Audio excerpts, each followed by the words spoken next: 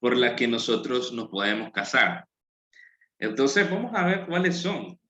Y porque está la parte también de los divorcios, ¿no? Hoy en día, por lo menos dentro de nosotros como cristianos, según un estudio, anda el 43% de intención de divorcio en nosotros los cristianos. Entonces, hay muchas razones por las que nosotros nos podemos casar y como nosotros, pero miramos el matrimonio y son dos cosas distintas. Y quisiera que primeramente nos remontemos a cómo nosotros miramos el matrimonio. Así que les voy a presentar, por acá les voy a compartir la pantalla.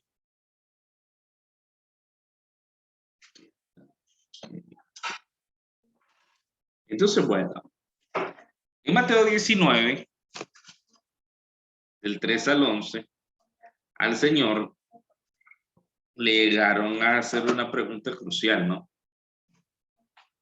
Entonces, de ese pasaje podemos extraer varias enseñanzas. De que por qué, la pregunta principal es que por qué se debe dar carta de divorcio a la mujer. Y esto desde la perspectiva del varón. Y quisiera que nosotros comprendiéramos algo.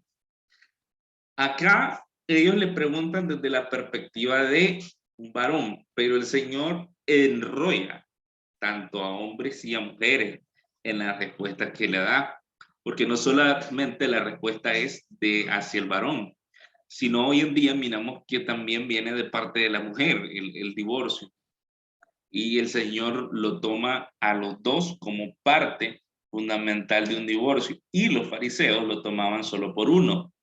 Incluso ellos se apoyaban en lo que decía Moisés. Entonces el divorcio, lo que nos enseña el Señor, que no es solo de una sola vía, sino de ambas vías. Y en ambos casos los dos adulteran. Pero podemos aprender algo sobre esto. Principalmente Jesús se remonta al momento de la creación. El matrimonio tiene un origen, y un origen desde el momento de la creación. Y cuando el Señor lo hace, no los hizo con motivos pensando en una separación, sino en un motivo de unión de por vida. Cuando Eva peca, fue un motivo para que Adán pudo haber dicho, hey, yo ya pecaste, yo lo siento, separémonos. Sin embargo, viene el hombre y cayó en el pecado también. Cabe mencionar que a la mujer le engañó Satanás, al hombre no se le dice nada, él se fue de boca, simple. Entonces el Señor pudo haberlos sacado y separado de un solo. Sin embargo, el Señor a los dos los expulsó juntos del huerto y no le quitó el mandato de ir y repoblar y sojuzgar la tierra. El mandato fue igual. Entonces, el pecado, principalmente viéndolo desde el punto de vista, el pecado no es un motivo de separación, no es un motivo de divorcio. ¿Agravian para quererlo hacer? Sí, es cierto, sí, pero no es un motivo, según Dios. También, segundo punto, Jesús establece la condición inalterable e indisoluble del pacto matrimonial instituido por Dios. Hoy en día tenemos una sociedad que el matrimonio es opcional, algo opcional. Dios no lo toma como opcional, lo toma como algo que por motivos de creación, ella sola misma se va a ir a juntar. Otro punto que miramos, Jesús explica que Moisés hizo una concesión por motivos muy elevados. Pero la dureza, y aquí está el punto, la dureza del corazón del hombre Y aquí cuando dice hombre no solamente se refiere a un género, o sea, a mí como varón, sino es plural, hombre y mujer. Pero que esa no ha sido la intención desde el principio. El Señor nuevamente apunta a la creación. O sea, tenemos tanto pecado y tenemos que ver dónde viene realmente nuestro origen, que es un origen puro y santo. Porque cuando nosotros tenemos el Evangelio, comprendemos en el Evangelio que nosotros tenemos que regresar a nuestro camino antiguo, que es el Señor. Entonces el Señor remonta al motivo de nuevo a la creación. También Jesús reconoce que el matrimonio puede quebrantarse por adulterio. Y aquí la palabra es porneia, que se deriva igual de pornografía. Entonces, hay muchos que piensan, bueno, el matrimonio yo ya tengo aquí eh, no soy infiel, nunca me he metido con alguien, pero miro pornografía. Esa es la misma palabra que se utiliza para adulterar, porneia. Entonces, es algo que ya está adulterando el matrimonio, la pornografía. Entonces, ¿y qué hace el hombre? Por eso es que la pornografía es tan vista y tan dañina, porque lo que nos hace, si nosotros como hombres miramos, estamos adulterando. Los discípulos entendieron lo que Jesús les explicó. O sea, el Señor les está diciendo, ay, pero es que no hay. Eso es una dureza, el mismo pecado hace eso. Entonces, como seres humanos, ellos concluyeron que mejor no casarse. Y esa es mucha de la condición que tenemos hoy en día. Y es triste ver a hijos de matrimonios enormes de unos 40 años y decir, bueno, yo no me quiero casar. ¿Qué ejemplos estamos viendo? ¿Por qué es esa intención? Y esto se ha metido también en nosotros como cristianos. El mirar el matrimonio como algo totalmente fuera de nuestro origen. Y el matrimonio es nuestro origen. De ahí venimos. Sin el matrimonio nosotros no existiéramos. Y el hombre ha querido desvincular totalmente el matrimonio. Miramos en otros países que está hombre con hombre, mujer con mujer, eh, hombre con una... Hace poco miré un hombre que se casó con un cenicero porque se había casado con una muñeca inflable. Entonces, el mundo está loco. Hay otra mujer que se quiso casar con un avión, otra que se casa con un perro, y todo que desvirtuar el matrimonio, desvirtuar lo que Dios ha hecho. Y nosotros como cristianos tenemos que mantener la firmeza que el matrimonio es lo que Dios diseñó y debe ser un momento de honra para Dios. Claro, honramos de paso a nuestra pareja. Otro punto muy importante es la intención. Decía el hermano Eyeri, bueno, el amor. El amor, se supone en el estudio que dice que el periodo de enamoramiento llega a 3 años nomás. Ya después de 3 años empiezan los problemas, porque cuando el amor se acaba, como uno piensa, el amor se acaba. Entonces, si nos casamos por el amor, cuando viene un problema, el amor es lo de menos. Si la otra persona ofendida nos demuestra que nos odia, entonces nos vamos a divorciar. Y cuando Dios dice amarrar a sus enemigos, otros se casan por simple intención, bueno, que quiero tener sexo, bueno, que el sexo, esto, entonces me caso. Cuando eso se acaba, se termina el matrimonio. Otros por compañía, no quería estar solo. Bueno, cuando la otra persona decide retirarse por alguna razón o busca compañía con otras personas, aunque no sea un amorero, entonces, ¿qué pasa? Se va afuera, se desvirtúa el matrimonio. otros para formar un hogar, otros para ser feliz. Pero ninguna de esas es un motivo bíblico para enamorarse. Otro por aceptación social. Bueno, que quiero mejorar mi raza, quiero mejorar económicamente, entonces me caso. Otros por seguridad. Bueno, es que quiero afianzar. Otros, como miramos también, ventaja económica. Y algo muy peligroso es esto, porque es el indicado. Es muy peligroso. Todas estas son razones por las que nosotros, muchas personas, se les pregunta, y esa es la respuesta que dan. Amor, sexo, compañía, formar un hogar, aceptación social, otro por ser feliz. Y eso yo creo que es una de las peores mentiras. Porque los que estamos casados sabemos que no podemos ser 100% felices. Uno, porque estamos en una civilización caída. Entonces eso va a ser imposible. Quisiera que un hermano, por favor, el motivo del matrimonio lo vamos a encontrar acá, a continuación. Así que quisiera que un hermano me busque Apocalipsis 19, del 1 al 9. Por favor, y me lo lee. Porque este es el motivo del matrimonio. Apocalipsis 19, del 1 al 9.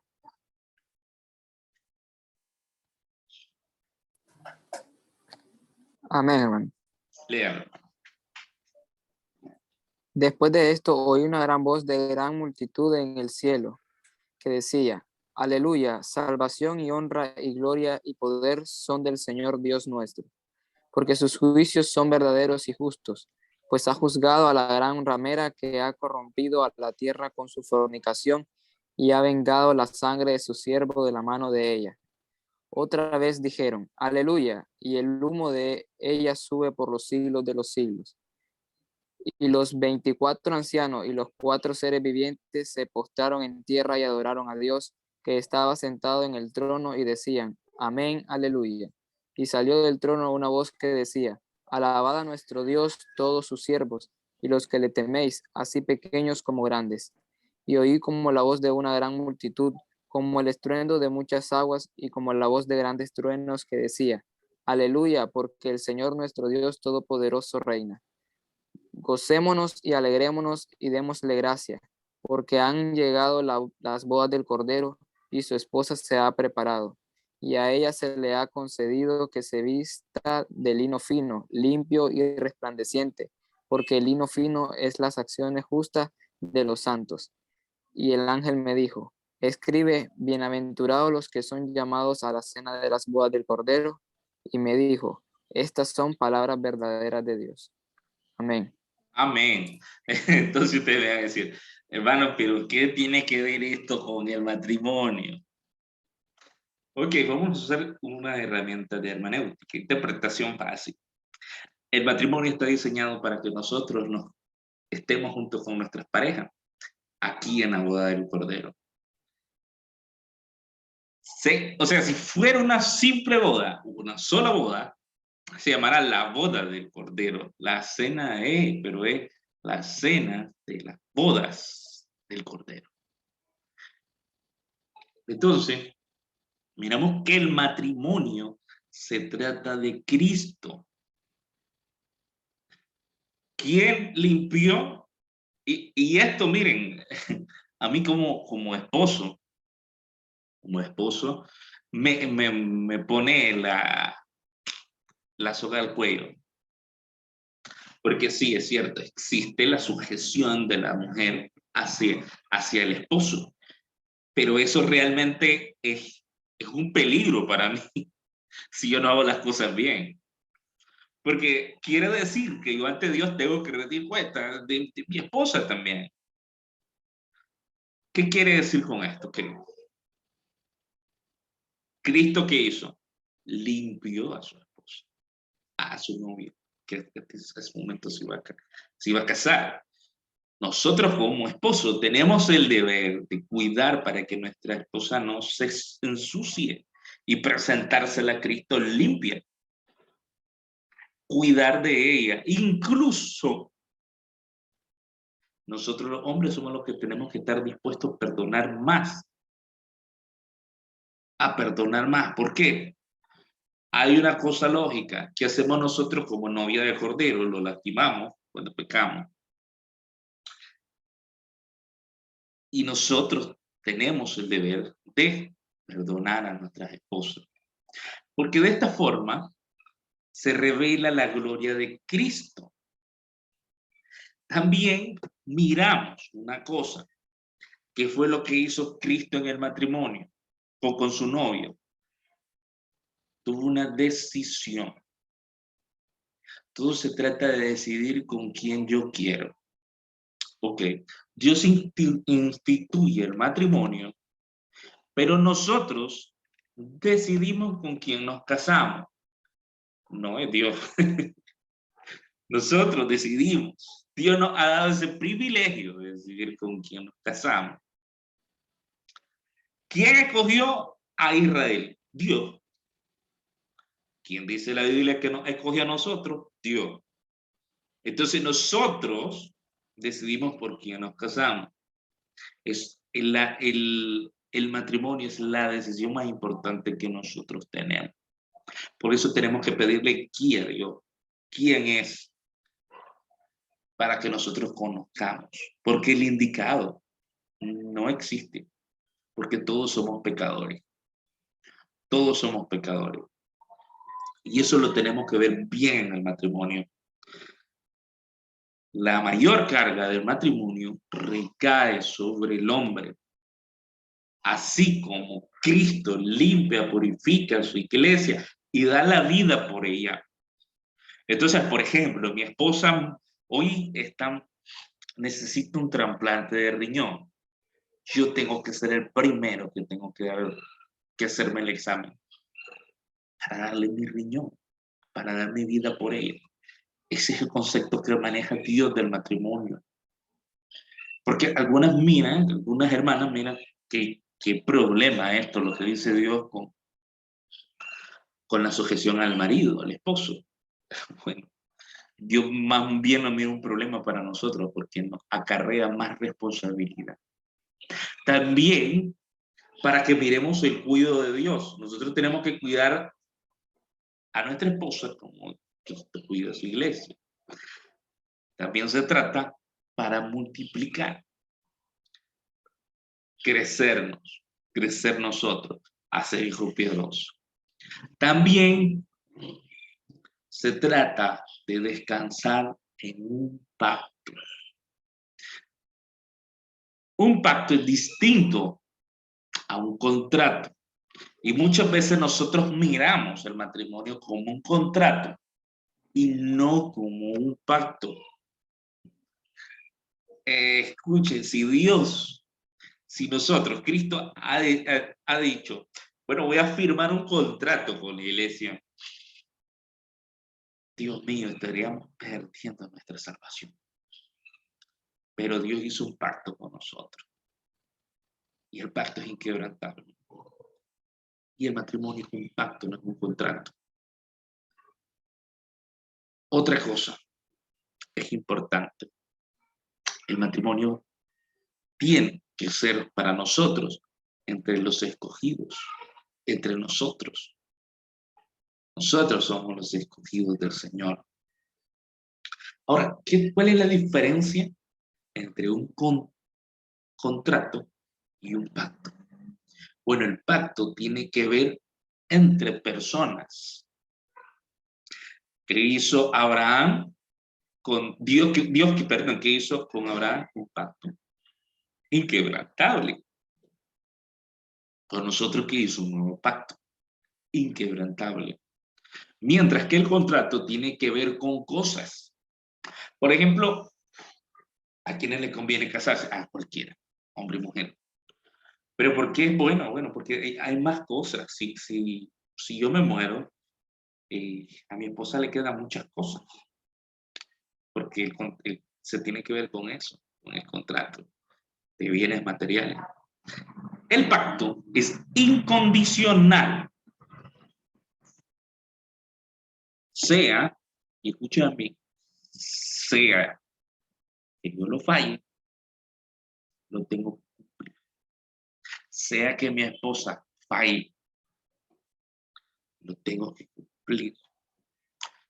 Aún mi adulterio, lo tengo que cumplir. El pacto que yo decidí delante de Dios. El contrato tiene cláusulas. Los pactos no tienen cláusulas. Esa es la diferencia. Los contratos prometen remuneración. El pacto es eterno. No tiene fin. Los contratos son por periodos de tiempo. Los pactos no pueden romperse en ningún periodo de tiempo. Si ustedes recuerdan que así el Señor, en un pacto, agarraba un animal, se partía a la mitad. Eso es lo que hacía en Medio Oriente para firmar un contrato. Lo que simbolizaba del que rompiera el pacto, Dios lo tenía que partir por la mitad a esa persona. Y realmente cuando nosotros nos casamos y nos divorciamos, hay una brecha que no se puede hacer porque nosotros no podemos violar el pacto que Dios ha hecho, que nosotros hemos hecho con otra persona. Y estos son conceptos que ustedes, miren, son conceptos preliminares. Cuando llegue alguien a pedirle a ustedes consejo matrimonial, todo van porque tienen un problema. Pero no miremos este problema desde una perspectiva, al inicio, desde una perspectiva física, sino desde una perspectiva espiritual y cómo Dios va creando.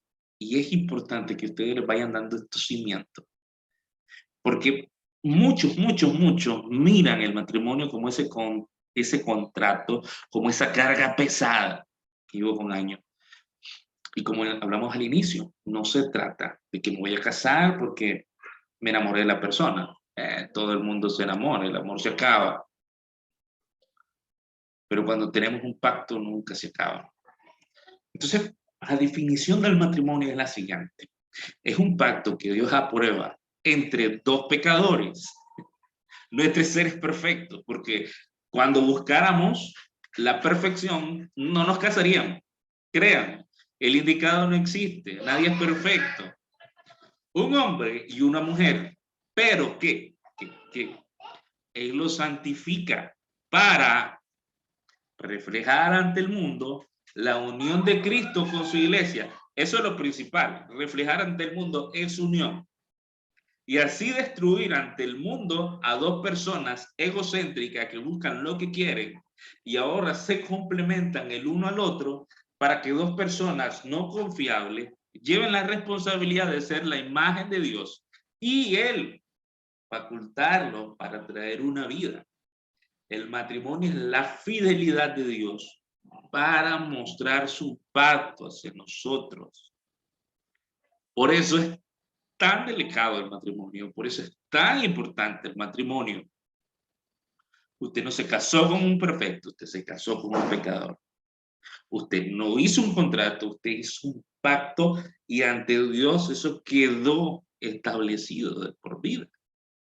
Por eso el Señor a estas personas le dice, bueno, aunque hayan carta de divorcio, adulteran los dos adulteran. ¿Qué cosas pueden destruir el matrimonio? En Santiago 3 dice así. Así también la lengua es un miembro pequeño, pero se jacta de grandes cosas. He aquí cuán grande bosque incendia un pequeño fuego. Y la lengua es un fuego, un mundo de maldad. La lengua está puesta entre nuestros miembros y contamina todo el cuerpo, inflama la rueda de la creación y ella misma inflamada por el infierno. Porque toda naturaleza de bestias y aves y de serpientes, de seres del mar, se doma y ha sido domada por la naturaleza humana. Pero ningún hombre puede domar la lengua, que es un mal que no puede ser refrenado, lleno de veneno mortal. Con ella bendecimos a Dios y Padre, y con ella maldecimos a los hombres que están hechos a la imagen y semejanza. O sea, con ella enamoramos a a nuestra cónyuge y con ella después nos quejamos. Con ella la lastimamos. Y una misma boca proceden bendición y maldición. No, hermanos míos, esto no debe ser así. Lo primero que va destruyendo un matrimonio es la comunicación. Cuando esto pasa, créanme que empieza a debilitarse. En muchos casos, primero viene, y en todos los casos, yo creo, de ahí incluso agresión física, primero inicia por una falta de comunicación que ha venido a cultivar esta cultura de incomunicación en el hogar, por increíble que parezca, hermanos. Algo que fue diseñado para que nosotros nos comunicáramos. El celular. El celular. Podemos estar a la par y no nos estamos viendo. Es el celular. Una mejor comunicación se logra por muchas cosas. Orando, orando. Los dos. Repetir siempre que nosotros somos amados y que amamos a la otra persona. Y escúchenme, y ustedes me van a decir, pues que estoy tan loco. No, no, no. Pero cuando ustedes peleen, ustedes tienen que recordar que Dios los ama, aun cuando ustedes pecaron. Entonces, aun cuando mi cónyuge me lastimó, yo le tengo que decir que lo amo. Aunque, y decirle, sí, estoy resentido, pero te amo. Y te perdono. Hay una cuestión que nosotros tenemos que aprender, y en el matrimonio es fundamental, y es la escucha más que hablar. Porque sí podemos entender a la otra persona. Muchas veces los pleitos se dan porque no entendemos, porque nosotros hablamos y cada quien va queriendo tener la razón. Entonces, los dos hablan, no hay forma de establecer un pacto ahí. No hay forma de establecer una mediación. Y aquí vamos con la clase que tuvimos la vez pasada. Los tres tipos de respuestas que tenemos: respuestas de huida, respuestas de paz o respuestas de ataque. En nuestro matrimonio solo tenemos que mediar entre las respuestas de mediación y las respuestas de paz. Si nosotros nos vamos a los extremos, en nuestro matrimonio está listo. Y si afectamos nuestro matrimonio, afectamos a nuestros hijos, afectamos nuestra relación laboral, afectamos nuestra vida social por completo. Hacerle saber también a nuestra pareja el perdón. Muchas veces no expresamos el perdón. Miren, y Dios expresa el perdón hacia nosotros. Nosotros agarramos la Biblia y está, miren, hay tantos versículos que nos hablan, pero yo los perdonaré. Si se humillare mi pueblo, si tu pecado fueran rojo carmesí. Dios expresa el perdón. Y en el matrimonio nosotros tenemos que expresar el perdón hacia las personas y no estarlo remojando. Aunque nos duela. El perdón es lo siguiente: es agarrar, por ejemplo, este es el pecado.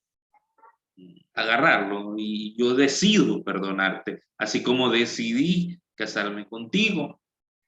Yo decido echarlo al fondo del mar, como Dios echa mi pecado. Y desde ahí no hay resurgimiento.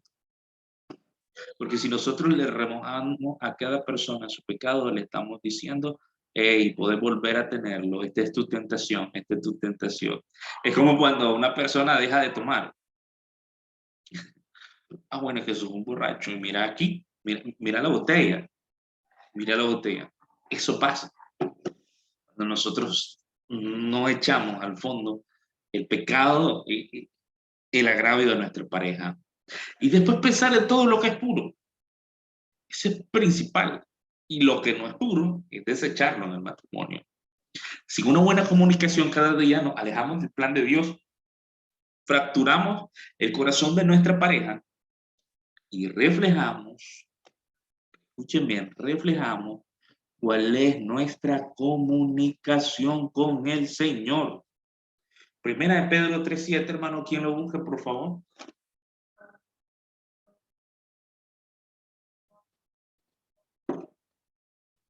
Primera de Pedro 3:7.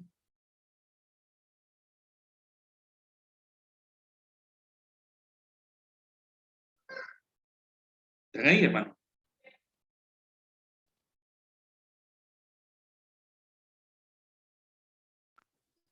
Lo leo, hermano. Sí, hermano, por favor. Vosotros, maridos, igualmente vivid con ella sabiamente, dando honor a la mujer como a vaso más frágil y como a coherederas de la gracia de la vida, para que vuestras oraciones no tengan estorbo. Amén. Amén. ¿Se fijan algo? Hablando de lo que veníamos diciendo. Dios se refiere a todo esto, a nosotros. Muchas veces nosotros los varones tratamos, dice Dios que la mujer la debemos de tratar como el vaso más frágil. ¿Qué pasa? Muchas veces la tratamos como el vaso de plástico. La tiramos, la golpeamos. Pero miren, Dios se refiere a nosotros en eso, no hacia la mujer. Toda la exhortación es para nosotros. Y lo que va a tener estorbo, el problema de la comunicación, es lo siguiente, peor, se agrava.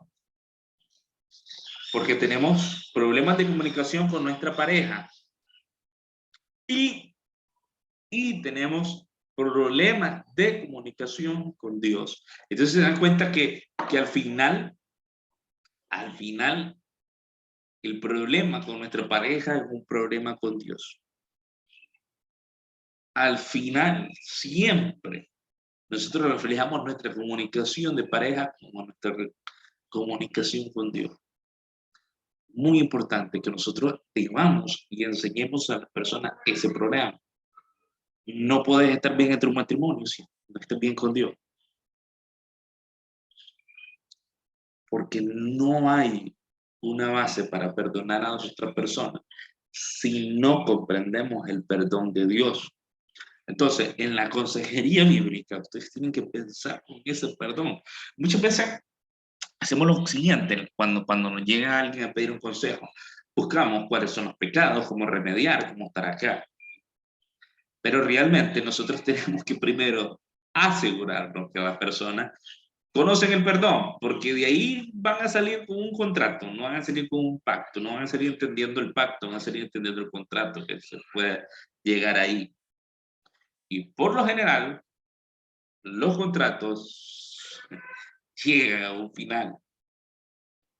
Entonces, si nosotros en la consejería matrimonial no le enseñamos a las personas la teología del perdón, lo que Dios ha hecho y cómo se debe perdonar, estamos listos.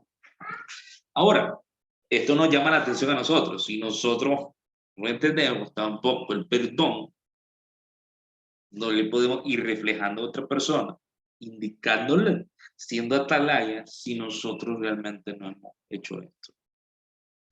Hay pasos fundamentales para la consejería bíblica y estos son los primeros. Ahora, es importante también que nosotros entendamos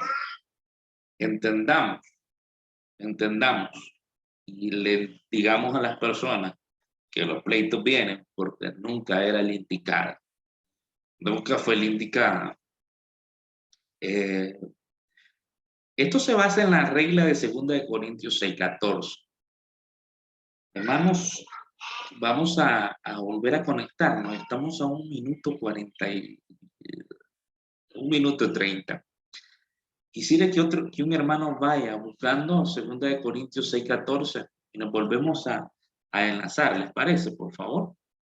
En el mismo enlace nos volvemos a enlazar, por favor, hermanos.